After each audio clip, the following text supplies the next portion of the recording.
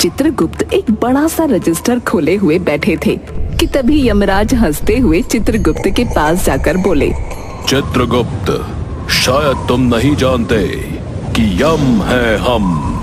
मैं अच्छी तरह से जानता हूँ यमराज कि यम है आप। तो फिर मुझे पृथ्वीवासियों को बार बार बताना क्यों पड़ता है?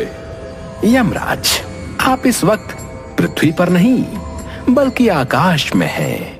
लाओ चित्रगुप्त, जल्दी से अब उस व्यक्ति का नाम मुझे बताओ जिसकी आत्मा को उसके शरीर से खींचकर मुझे यहाँ तक लाना है। चित्रगुप्त ने तुरंत एक पर्ची यमराज को पकड़ाते हुए कहा, यमराज, आपको पुट्ठा नाम के एक व्यक्ति की आत्मा को उसके शरीर से खींचकर यहाँ तक लाना है, मगर याद रखना उससे बातचीत करने मत बैठ जाना। क्यों? क्या वो भी गेंदा सेठ की तरह बहुत खाता है क्या? नहीं यमराज, गेंदा सेठ अगर भोजन खाता है तो पुट्ठा सिर्फ दिमाग खाता है। उसे भूलने की बीमारी है। मुझे डर है कि कहीं आप उसकी बातों में आकर स्वयं ही को ना भूल जाएं। चित्रगुप्त, शायद तुम मुझे जानते नहीं। यम है हम। अभी जाकर पुट्ठा की आत्मा को उसके शरीर से खींच कर लेकर आता हूं।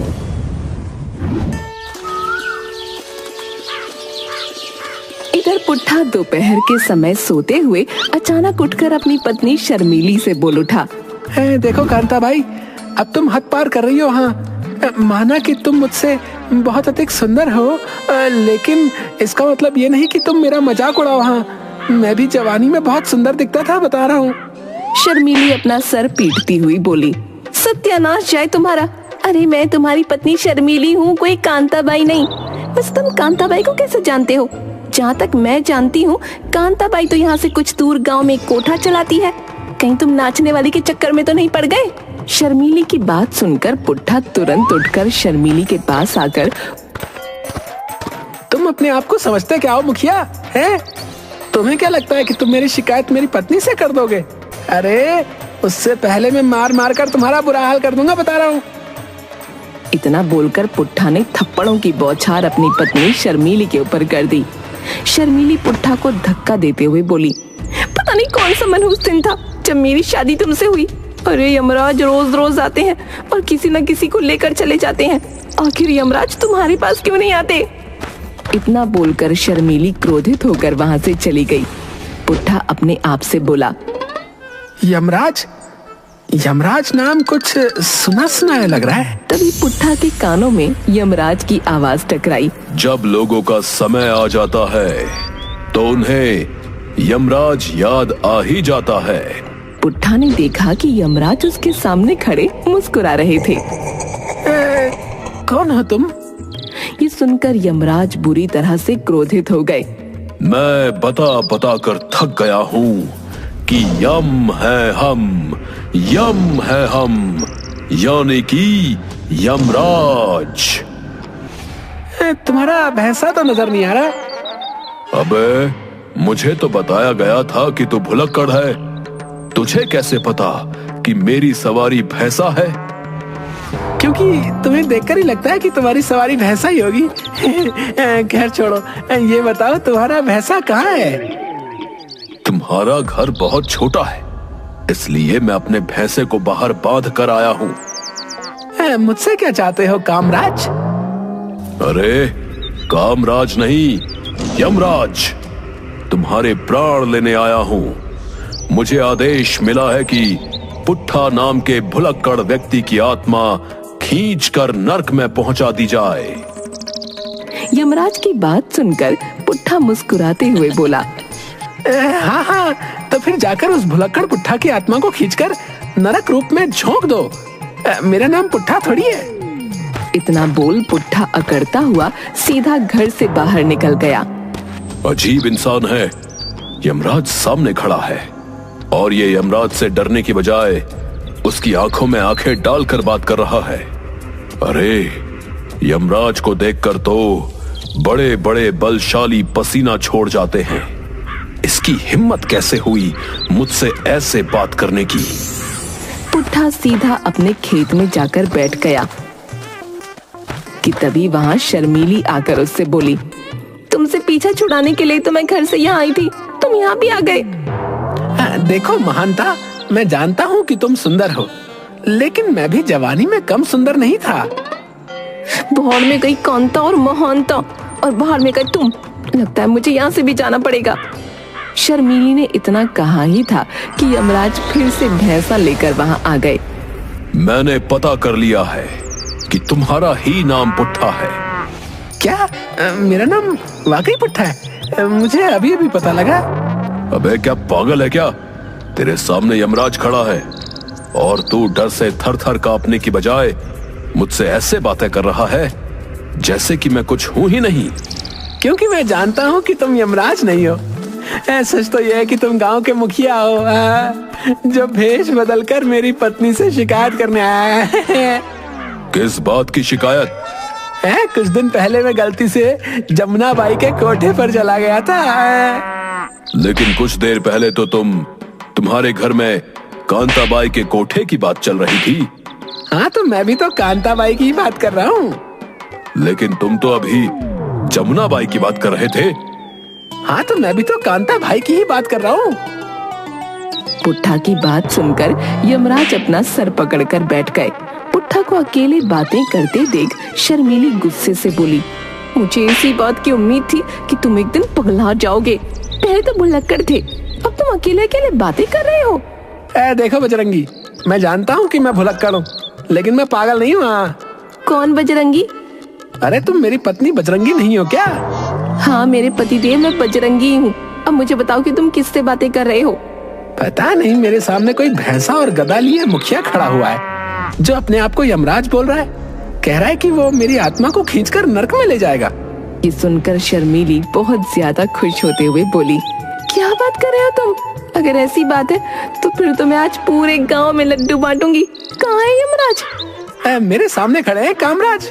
शर्मीली उस ओर देखकर बोली, यमराज जी, अगर आप पुट्ठा को ले जाना चाहते हैं ना, जल्दी से ले जाइए।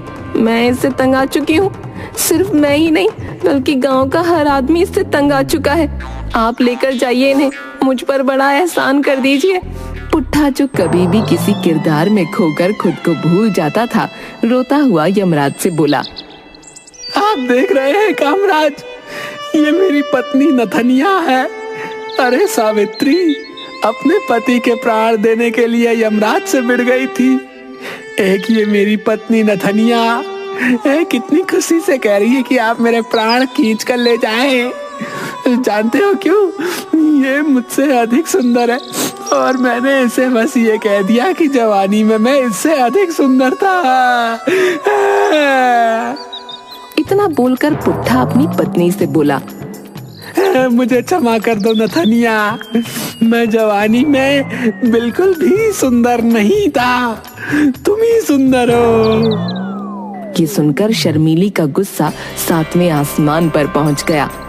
बस बहुत हो गई तुम्हारी नौटंकी। कभी यमराज, कभी कामराज, कभी शर्मीली, कभी नथनिया। लगता है तुम्हें भूलने का फिर से भयंकर वाला दौरा पड़ा है। लगता है तुम्हें मुखिया के पास ले जाना ही पड़ेगा। इतना बोलकर शर्मीली पुट्ठा को पकड़कर खींचती हुई मुखिया के घर ले गई।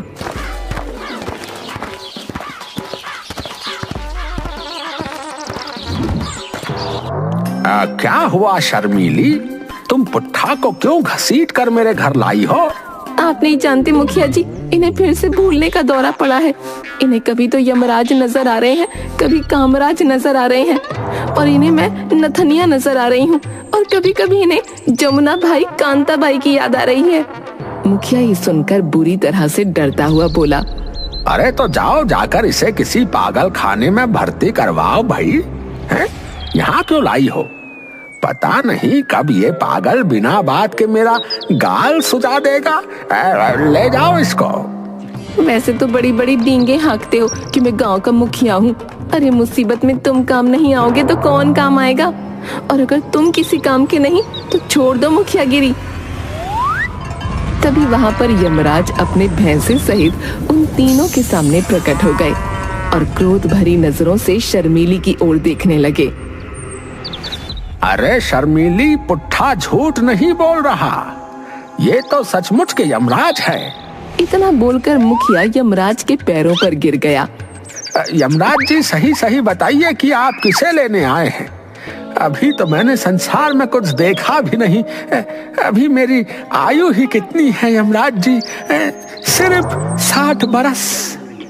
अभी तो मुझे इस पुट्ठा के प्राण लेने का आदेश मिला है, लेकिन मुझे इस बेचारे पर बहुत ही ज्यादा दया आ गई है। पुट्ठा की पत्नी शर्मीली कितनी बेशर्मी से पुट्ठा के प्राण लेने पर खुश है। शर्मीली क्रोधित होती हुई यमराज से बोली, कुछ दिन इनके साथ रहकर देखिए, आपको स्वयं पता लग जाएगा। बस बहुत हो गया। आखिर तुम्हारे पति को सिर्फ भूलने की ही समस्या है ना? और ये समस्या कोई मामूली समस्या नहीं है यमराज जी।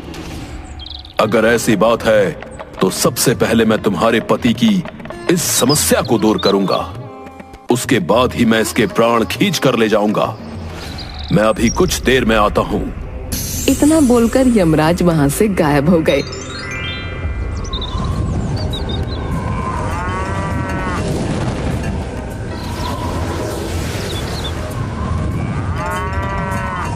और सीधा चित्रगुप्त के पास आकर सारी घटना बताते हुए बोले, मैंने सही किया, मुझे उस बेचारे पर बहुत ज्यादा दया आ गई। ये आपने क्या किया यमराज? आपको लगता है कि आप उस भुलक्कड़ को सही कर देंगे? मुझे तो डर है कि कहीं आपको खुद ही भूलने की बीमारी ना हो जाए। बकवास मत करो चित्रगुप्त, शायद तुम नहीं जानते, यम है हम। लाओ, जल्दी से मुझे यहाँ की वो जादुई जड़ी बूटी दे दो। वो जड़ी बूटी खाते ही पुट्ठा की याददाश्त बिल्कुल सही हो जाएगी और फिर उसके बाद मैं उसके प्राण खींच कर यहाँ पर ले आऊंगा। लगता है आप पुट्ठा के साथ रहकर ये भी भूल गए यमराज कि उस जड़ी बूटी को आप पृथ्वी पर नहीं ले जा सकते, बल्कि स्वयं पुट्ठा को आपको उसके शरीर सहित यहाँ पर उठाकर लाना होगा। हाँ, अरे हाँ, ये तो मैं भूल ही गया, लेकिन तुम चिंता मत करो, शायद तुम भूल गए कि यम है हम।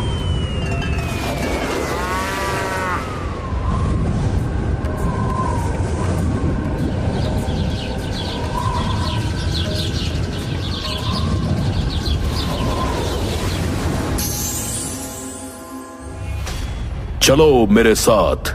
ये सुनते ही पुट्ठा गुस्से से आग बबूला हो गया और उसने तुरंत यमराज का गला पकड़ लिया। अबे पागल हो गया है क्या? मेरा गला क्यों दबा रहा है? मैं तो तुझे ठीक करना चाह रहा हूँ। मैं जानता हूँ तू जग्गी चोर है जो भेष बदलकर मुझे मूर्ख बनाने आया है, लेकिन इस बार मैं तुझे गला दबाकर मार डालूंगा, बता रहा हूँ। इतना बोलकर पुट्ठा यमराज का गला कसकर दबाने लगा। अरे इस भुलक्कड़ में तो बहुत ताकत है। तभी मुखिया यमराज की ओर देखकर बोला, अरे यमराज जी, इसको यहाँ से ले जाकर पहले सही कीजिए, कहीं ऐसा ना हो कि आपकी भी हालत खराब कर दे। शायद तुम सही कहते हो, मैं इतना भुलक्कड़ इंसान पहली बार अपने जीवन में देख रहा हूँ। इतना बोलकर यमराज ने चुटकी बजाई और वहाँ से गायब हो गए। कुछ देर बाद पुट्ठा आकाश में खड़ा हुआ फटी फटी आंखों से सब कुछ देख रहा था। क्या देख रहा है? मैं बचपन से ही ट्रैक्टर बनना चाहता था, लेकिन मैंने कभी स्टूडियो नहीं देखा था। आपकी स्टूडियो तो बहुत ही अच्छा मालूम पड़ती है। पृथ्वीवासी, पृथ्वी पर जाकर मुझे भी थोड़ा बहुत ज्ञान हो गया है। जिसे तू ट्रैक्टर बोल रहा है उसे एक्टर कहते हैं, और ये किसी फिल्म का स्टूडियो नहीं बल्कि वास्तव में मेरा राज्य है। अब मैं तुझे जड़ी बूटी खिलाकर सही कर दूंगा। तभी यमराज ने अपना हाथ घुमाया और उनके हाथ में बहुत सारी जड़ी बूटियां आ गईं। इस जड़ी बूटी को खाकर तुम बिल्कुल सही हो जाओगे। ये काम बिल्कुल सही हुआ है कामराज। मुझे बहुत देर से भूख लग रही थी। मेरी पत्नी कांता ने मुझे 2 दिन से खाना ही नहीं दिया, बताओ। कितनी घटिया मानसिकता की पत्नी है तुम्हारी। कांता को ऐसा नहीं करना चाहिए। लेकिन यमराज, इसकी पत्नी का नाम तो शर्मीली है, कांता नहीं। अरे हाँ, ये तो मैं भूल ही गया। कोई बात नहीं, मुझे बताने की कोशिश मत करो। शायद तुम नहीं जानते, यम है हम।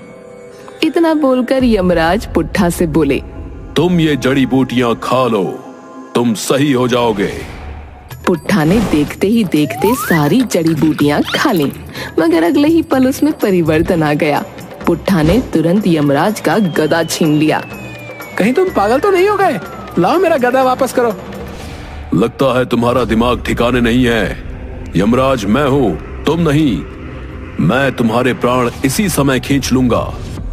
ये सुनकर चित्रगुप्त बुरी तरह से डर गए। नहीं यमराज जी, किसी भी तरह ये गदा अपने हाथों में लीजिए, नहीं तो ये स्वयं आपके लिए यमराज बन जाएगा। यमराज क्रोधित होकर पुट्ठा से बोले, मेरा गदा वापस करो। यमराज को आदेश देते हुए जरा भी शर्म नहीं आती तुम्हें? हैं? तुम्हारा खेल समाप्त करता हूँ। चित्रगुप्त आहिस्ता से यमराज से बोले, यमराज जी, थोड़ा धैर्य और प्यार से काम लीजिए। इस भुलक्कड़ पुट्ठा के हाथ में आपका गदा है। गलती से अगर कहीं आपके शरीर पर पड़ गया तो आप अब तक जो दूसरों के प्राण खींचते आए हैं, कहीं आपके प्राण गदे में ना समा जाए। हाँ। यमराज और बुरी तरह से डर गए। यमराज प्यार से पुट्ठा की ओर देखकर बोले, ठीक है, मैं मानता हूँ कि तुम ही यमराज हो। क्या तुम मुझे अपना गदा दिखा सकते हो? कहो कि तुम यमराज नहीं बल्कि जग्गी हो। क्या बकवास कर रहे हो तुम? अरे यमराज, ये जो कुछ भी बोल रहा है बोलने दीजिए। बस किसी भी तरह से अपना गदा वापस लीजिए। यमराज चित्रगुप्त से बोले, जड़ी बूटी खाने के बाद मुझे लग रहा है कि इसे और ज्यादा भूलने की बीमारी हो गई है। ऐसे कैसे संभव हो सकता है? और आपने वचन भी दिया है कि जब तक आप इसे ठीक नहीं कर देंगे, आप इसके प्राण नहीं खींच सकते। तो अब तो आपकी फिर जादुई शक्ति काम नहीं करेगी। तभी चित्रगुप्त के रजिस्टर में पेन अपने आप चलने लगा। चित्रगुप्त दौड़ता हुआ रजिस्टर उठा लाया और यमराज की ओर देखकर बोला, ईश्वर का आदेश है कि पुट्ठा को उसके घर वापस छोड़ाओ, क्योंकि पुट्ठा का इलाज सिर्फ भगवान के ही पास है। उसका इलाज किसी जड़ी बूटी के द्वारा नहीं किया जा सकता। और आपने पुट्ठा को वचन दिया है कि जब तक आप उसे सही नहीं कर देंगे, आप उसके प्राण नहीं खींच सकते। और पुट्ठा को ईश्वर के अलावा कोई भी सही नहीं कर सकता। ये सुनकर यमराज बुरी तरह क्रोधित हो गए। अचानक पुट्ठा के हाथ से गदा गायब होकर यमराज के हाथों में आ गई। जी तो चाहता है कि अभी और इसी वक्त तेरे प्राण खींचकर नर्क में डाल दूं, भुलक्कड़ पुट्ठा। लेकिन क्या करूं, भगवान का आदेश है, मानना पड़ेगा। इतना बोलकर यमराज पुट्ठा को उसके घर छोड़कर आ गए। इस तरह भुलक्कड़ पुट्ठा के भुलक्कड़पन की वजह से उसके प्राण बच गए।